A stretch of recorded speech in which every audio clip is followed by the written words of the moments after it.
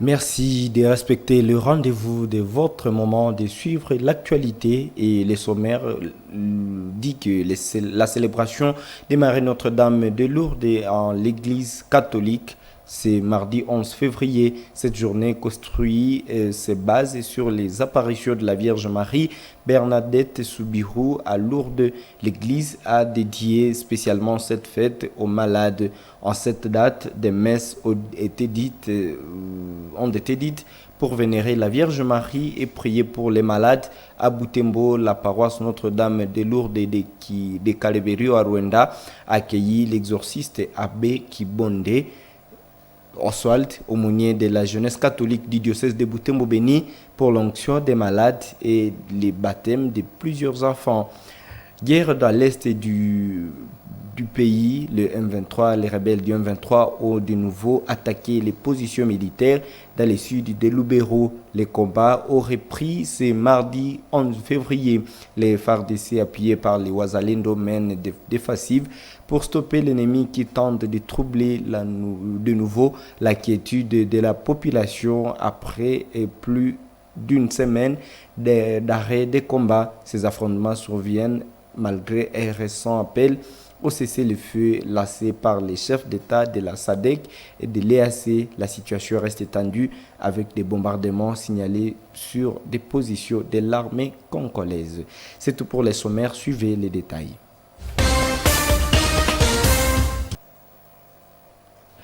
L'Église universelle a célébré ce mardi 11 février la fête de Notre-Dame de Lourdes, des journées également dédiées aux malades.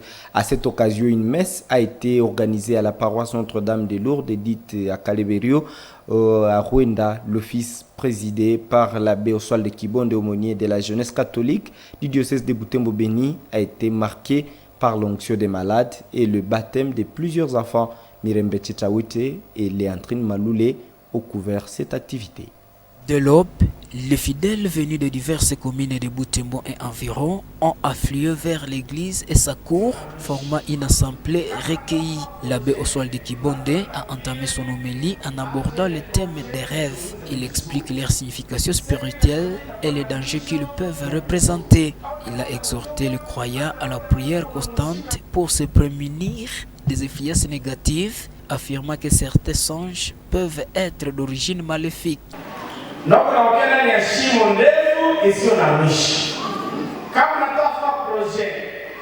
Tu rêves en train de tomber dans un trou très profond et tu veux réaliser un projet. Abandonne ce projet et réfléchis à profondeur. Ça veut dire que ce projet ne sera pas selon la volonté de Dieu. Donc il faut bien réfléchir et vous allez voir la lumière de Dieu à travers les projets que vous voulez réaliser. Il y a plusieurs prières pour faire face ou bien pour lutter contre ces genres de rêves. Ces prières peuvent vous aider à bien gagner les démons qui se manifestent à travers des mauvais rêves.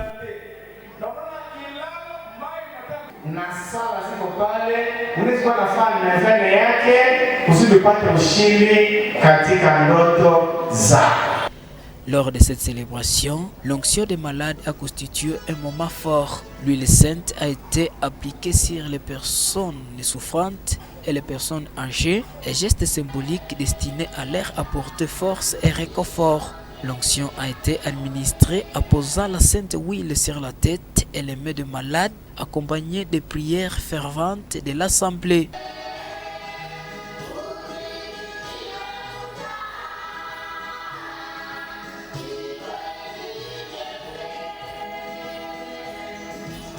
Selon l'abbé Kibonde, cette bénédiction vise à soutenir spirituellement ceux qui traversent des épreuves de santé. Si quelqu'un parmi vous tombe malade, qu'il appelle le prêtre. Les prêtres vont prier pour lui et lui administrer l'huile sainte. La personne malade aura de la force après cette onction des malades. La célébration de Notre-Dame de Lourdes rappelle les apparitions de la Vierge Marie à Bernadette sous Birous entre le 11 février et le 16 juillet 1858 à la grotte de Massabielle près de Lourdes en France. La Vierge s'y est présentée comme l'Immaculée Conception, une vérité de foi proclamée comme dogme en 1854, affirmant que Marie a été conçue sans péché par la grâce de Dieu et en vue de la mission rédemptrice du Christ. Des combats ont repris ce mardi 11 février entre les rebelles du M23 soutenus par l'armée rwandaise et les forces armées de la RDC appuyées par les Wazalendo sur la ligne de front à Lubero, Nord Kivu. Ces affrontements surviennent après une accalmie de plusieurs semaines et malgré récents appels au cessez-le-feu lancés par les chefs d'État de la SADC et de l'EAC. La situation reste tendue avec des bombardements signalés sur les positions de l'armée congolaise. Le récit avec mon Mpenzi Manzekele. C'est l'actualité.cd. Les combats auraient pris vers 14h lorsque le rebelle du M23 ont commencé à larguer des bombes sur les positions des FARDC à Kissivire. C'est l'actualité.cd. Les combats auraient pris vers 14h lorsque le rebelle du M23 ont commencé à larguer des bombes sur les positions des FARDC à Kissivire, une localité située à environ 15 km de Mambasa de Lubero, sur l'axe Mbingi. Ces hostilités interviennent au lendemain d'une attaque à la bombe menée dimanche soir par le M23 qui aurait causé la mort des civils et de plusieurs militaires congolais. Des habitants d'Indoluma où avait lieu l'enterrement du civil tué lors de l'attaque de dimanche rapportent que des tirs à l'arme lourde étaient encore audibles vers 14h à provenance de Kissivire. L'armée congolaise a riposté au bombardement de rebelles visant ces positions. Actuellement, la ligne de front située entre Mambasa, sous contrôle des FARDC, et Alimbongo, un village stratégique occupé par les rebelles du M23 et leurs alliés rwandais. À Beni, le vice-premier ministre et ministre de la Défense Guy Kabombo Mwandiavita est arrivé après-midi du lundi 10 février 2025. Sa visite intervient alors que la situation sécuritaire reste très tendue dans l'est de la RDC. Suivez ce reportage de Delphine Mupanda depuis Beni. Le vice-premier ministre et ministre de la Défense Yassi Kompata, Guy Kabombo Mwandiavita, a été accueilli à Beni, le chef-lieu provisoire de la province du Nord Kivu, par le comité professionnel de sécurité, accompagné du chef d'état-major général adjoint des FARDC, le lieutenant général Ichaligo Nzandourou. Cette visite rentre dans le cadre d'encourager les troupes engagées dans la guerre contre le M23 et d'autres groupes armés qui déstabilisent l'Est de la RDC. Le vice-premier ministre et ministre de la Défense a présidé une réunion de sécurité élargie aux députés nationaux du Nord Kivu. Il s'agissait de définir ensemble les mécanismes de sécurité pouvant amener à récupérer les territoires aujourd'hui sous l'emprise des rebelles du M23, a rassuré le député national élu de Butembo, Crispin Bindoule Mitono. La visite du ministre de la Défense est accompagnée par aussi les chefs d'état-major général adjoint. Je crois que ça encourage la population et ça encourage aussi nos militaires qui sont engagés en profondeur et qui sont engagés au théâtre d'opération. Et je pense que c'est pour venir remettre sur les militaires des matériels et autres choses pour appuyer les militaires, et nous espérons que notre armée va bien se comporter et nous allons récupérer les territoires perdus. Nous voulons imposer la paix par la force. Nous voulons que nos militaires se battent et chassent, pourquoi pas, même capturer M. Kagame qui a causé. Depuis ces récentes conquêtes, le M23 nommé des personnalités congolaises à la tête de l'administration locale dans toutes les agglomérations sous son contrôle. Cette stratégie, bien que surprenante, vise à donner une apparence congolaise à un conflit attribué au Rwanda, selon plusieurs sources de l'ONU. Ces nominations, souvent issues des partis BIREC, soulèvent des interrogations, mais ces partis disent n'ont rien à voir avec ces nominations. Les points avec Clémence Nengo.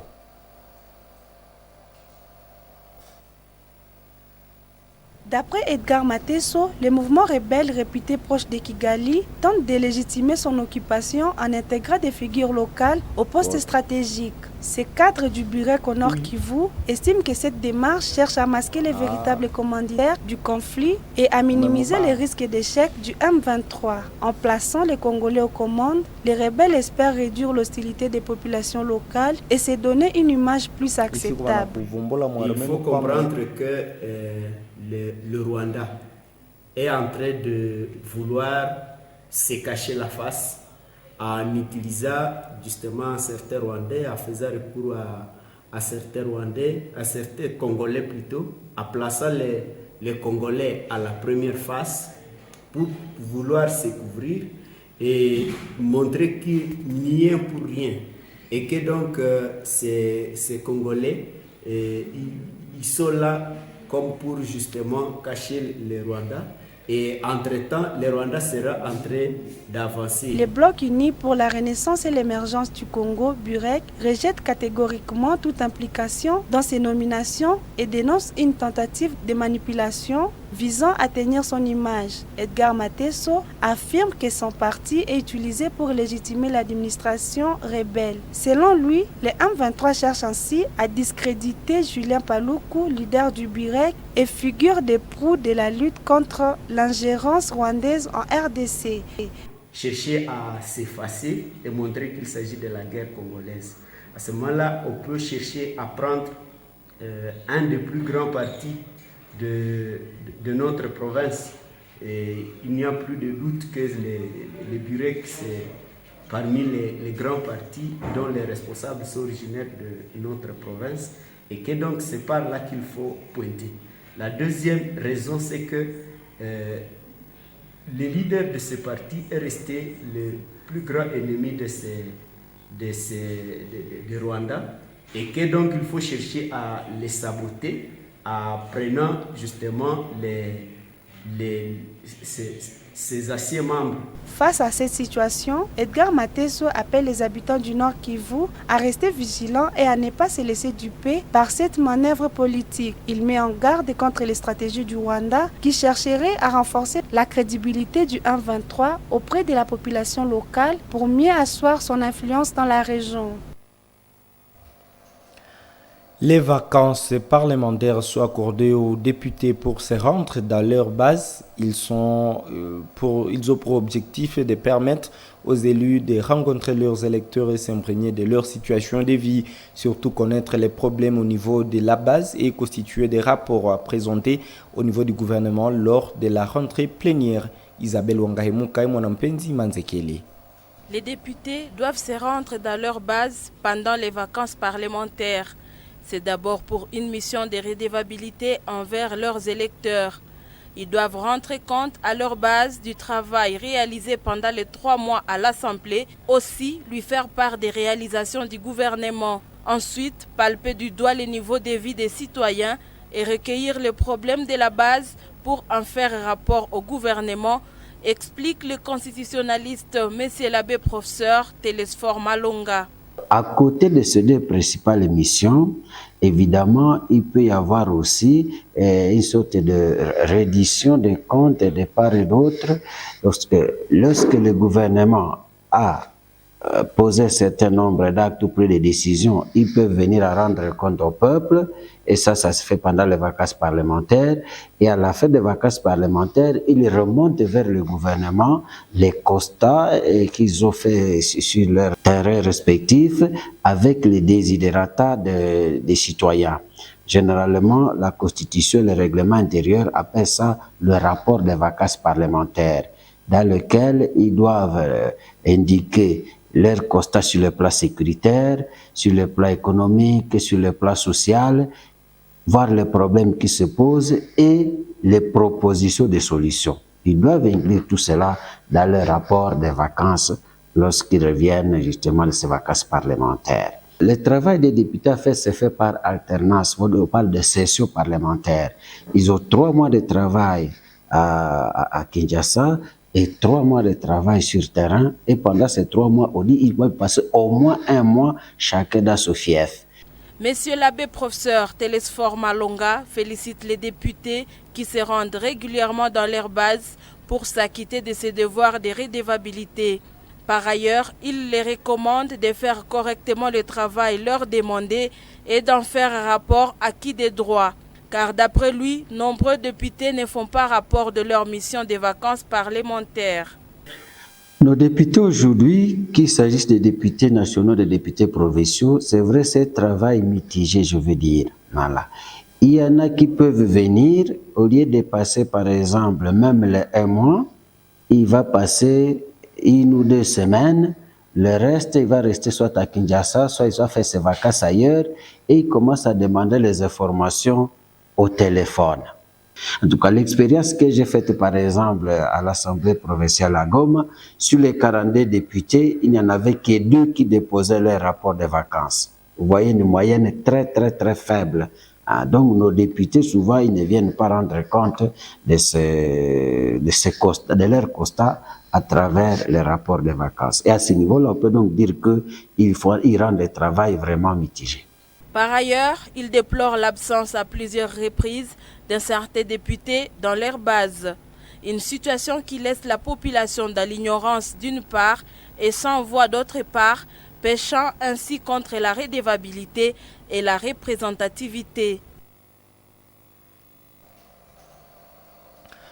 Hausse du prix du sombé sur les marchés en ville de Butembo, une boîte de pondu qui s'achetait il y a peu 2000 francs congolais varie actuellement entre 5 000 et 7 000 francs au centre-ville. Cette hausse est due à la dégradation de la situation sécuritaire dans les villages environnants qui approvisionnent Butembo. Les cultivateurs sont en train de fuir leurs maisons et par là même leurs champs.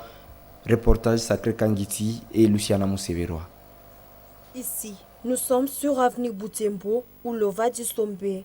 Le mercredi et le samedi, l'ambiance est vive à cet endroit qui accueille les vendeurs et les acheteurs du pondu. À côté, il y a aussi d'autres denrées.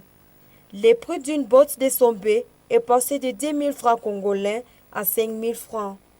Pour cause, les sécurités dans plusieurs villages du groupement moigné en territoire de Lubero qui approvisionne la ville à Sombé. Les acheteurs sont surpris de constater la hausse du prix.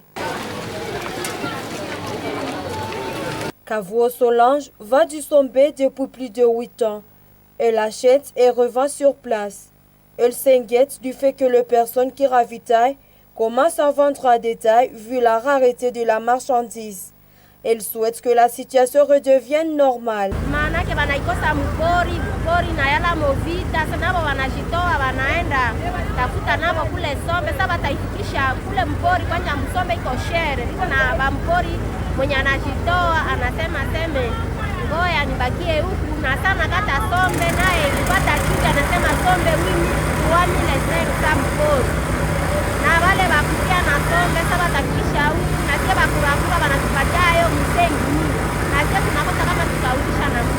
Monsieur Wamoigna était grossiste. Il apporte sa marchandise de Massoya à une 50aine de kilomètres de Butembo.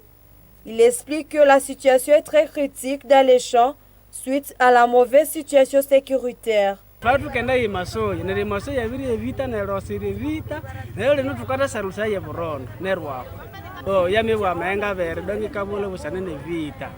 Cette hausse impacte aussi la tarification dans des restaurants.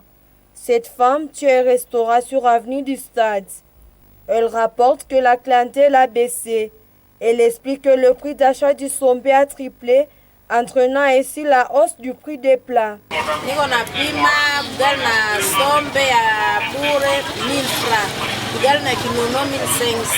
D'autres denrées alimentaires qui proviennent de ces zones ont aussi connu une légère hausse.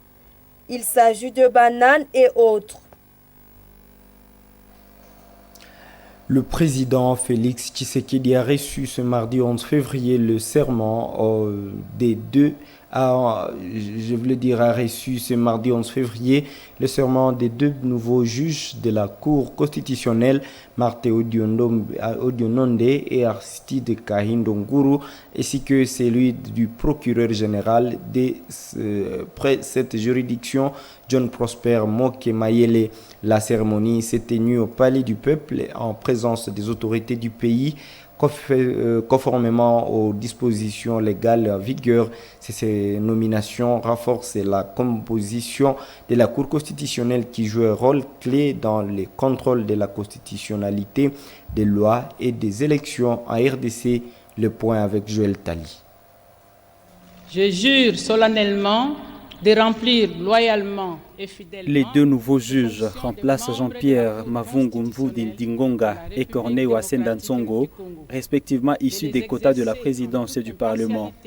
Leur nomination respecte la loi organique de la Cour constitutionnelle qui fixe un mandat unique de 9 ans pour ses membres. Marthe Odiononde, ancienne première présidente du Conseil d'État, a intégré la Cour au titre de la présidence de la République, tandis qu'Aristide Kahindonguru y a été désigné par le Parlement. Outre ces nominations, Félix Tshisekedi a également pris acte du serment de John Prosper Mokemayele, qui remplace Jean-Paul Mukolo Nkokesha en tant que procureur général près la Cour constitutionnelle. La haute juridiction demeure un pilier essentiel de l'État de droit en RDC, avec pour mission de veiller au respect de la Constitution, des statuts pour les contentieux électoraux et d'arbitrer les conflits de compétences entre les institutions. Désormais, la société énergie du Kivu ENK ne va plus tolérer les actes de vandalisme commis à son sein. Dans une communication devant la presse ce mardi 11 février, le directeur général de ENK a expliqué que plusieurs dégâts sont souvent commis par des personnes qui abattent des arbres près des lignes en moyenne tension. ENK sensibilise la communauté locale à recourir toujours à lui avant tout abattage d'arbres pour éviter des actes de vandalisme contre ces installations. Reportage Gérard Mourefou, Luciana Mousseberois. La société Énergie du Nord Kivu ENK est une entreprise qui approvisionne la ville de Butembo, Beni et environ à courant électrique depuis 2018. Après plus de 7 ans, ENK fustige des actes de vandalisme commis régulièrement sur ces installations pendant l'abattage des arbres sur ces lignes à moyenne tension.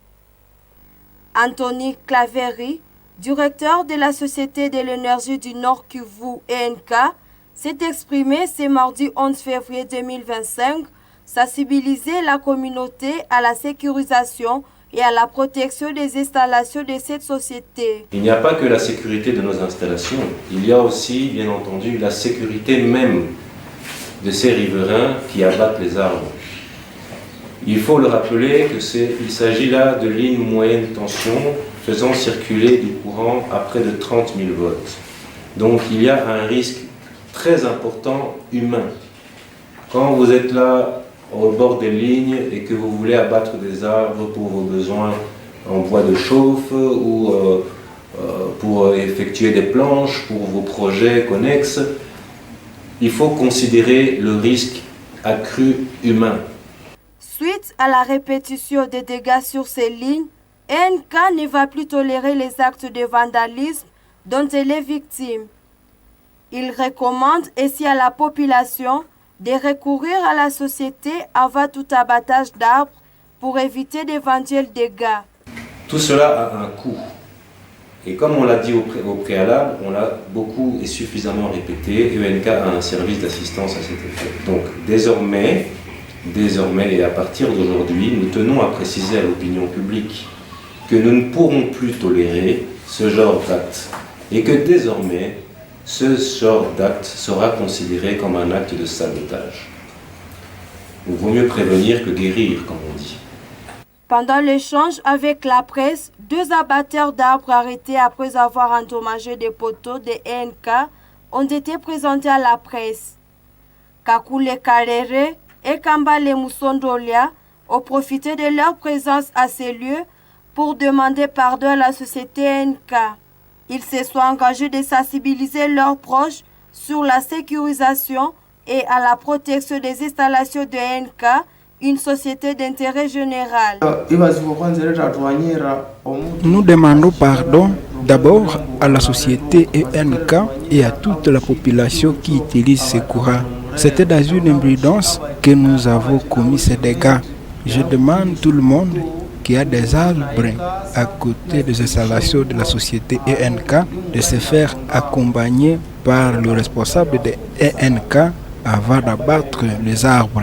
Je veux sensibiliser les autres sur la nécessité de collaborer avec le responsable de ENK pour la sécurité du courant et de la communauté. ENK va nous accompagner pendant l'abattage de nos arbres qui sont proches des lignes de ENK. Le responsable de ENK a aussi montré qu'à partir de maintenant, des sanctions sont prévues pour toute personne qui vont nuire à ENK et ses installations. Merci d'avoir suivi ces journaux et c'est la fin vraiment de cette édition. Au revoir partout d'où vous suivez Moto TV.